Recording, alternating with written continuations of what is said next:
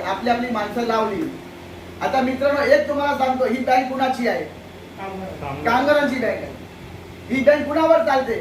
चतुर्थ श्रेणी कामगारांच्या व्याजावर चालते. कोण वरचा लेवल ऑफिसर कोण त्याचा लोन काढायला येतो काय? जेव्हा आपण बँकेत जातो तरी आपला चतुर्थ श्रेणी कामगार उभा असतो तिथं लाईनीत, बाकी कोण येतो का? आपला व्याजावर ही बँक चालते. तर पहिला बँकेत हक्क कुणाचा आहे? आपला आहे. आपला मुलांचा हक्क आहे. आज आपण भले खाणीचं काम करतो पण आपला मुलगा आपण शिक्षण चांगलं देतो ना आपल्या मुलांना. का आपली मुलं पात्र नाहीत त्या बँकेची नोकरी करायला? जर आपल्या मुलांना बँकेत नोकरी करायची संधी भेटली तर कशाला आपले मुलं रोडवर झाडू मारतील? तर ही सर्व मेंटॅलिटी आहे त्यांची. कारण की अजूनपर्यंत आपला लेवलचा माणूस तिथं पोहोचलाच नाहीये. सर्व जे संचालक म्हणून गेले आहेत ते ऑफिसर लेवलचे गेले आहेत. आज इन्शुरन्स हे किती महत्वाचं आहे तुम्हाला माहिती आहे का? यांनी हेच माइंडसेट ठेवला आहे की हा चतुर्श्रेणी वर्ग हे वरती झाला ना पाहिजे. का झाला ना पाहिजे? हे कर्जमध्येच मरायला पाहिजे. इन्शुरन्सची सुविधा का नाही दिली गेली? यासाठी नाही दिली गेली की जर हे चतुर्श्रेणी कामगार वर्ग आहे ह्याला मेला तरी चालेल, याचा पीटीकेस द्यायला त्याचा कोणतरी आहे नातेवाईक, घरातला कोणतरी वारस आहे, त्याच्या अंगावर लोन टाकून देऊ आपण.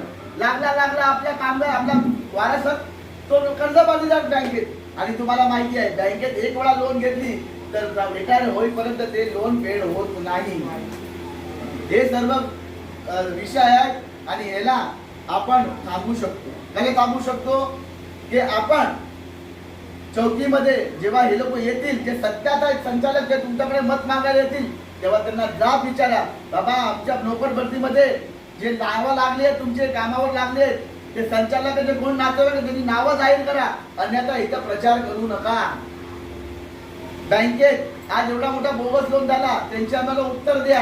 हे कसे घडले? हे सर्व विचारायचा अधिकार आपल्याला आहे.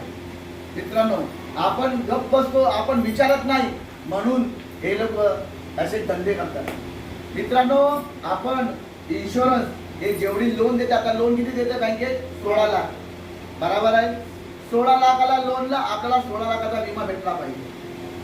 7.5 लाखाचा विमा ट्रायल दिला, ते मी एजीएम मध्ये तिला नकार दिला होता त्या एजीएम मध्ये की हे 7.5 लाखाचा जो विमा तुम्ही जाहीर केला त्याला मी विरोध करतोय, मला हे मंजूर नाहीये. तरीही त्यांनी पास केला आणि कामगारांना न विचारता न विश्वासात घेता त्यांच्या सीडी मधून ते पैसे कापले गेले. 6,300 रुपये. आपण आपली सीडी बघितली असेल तर त्याच्यामधून 6,300 रुपये कपात केलेले असेल. आता आपण एखादा मोबाईल घेतो तर त्याच्यावर इन्शुरन्स देतात, तर त्याला आपण देतात ना रिलायन्सचा इन्शुरन्स आहे, कुठली कंपनीचा इन्शुरन्स आहे. आतापर्यंत तुम्हाला माहिती आहे का कुठली कंपनीचा इन्शुरन्स तुम्हाला दिला गेला आहे? त्याचे टर्म्स अँड कंडिशन काय आहे ते माहिती आहे का?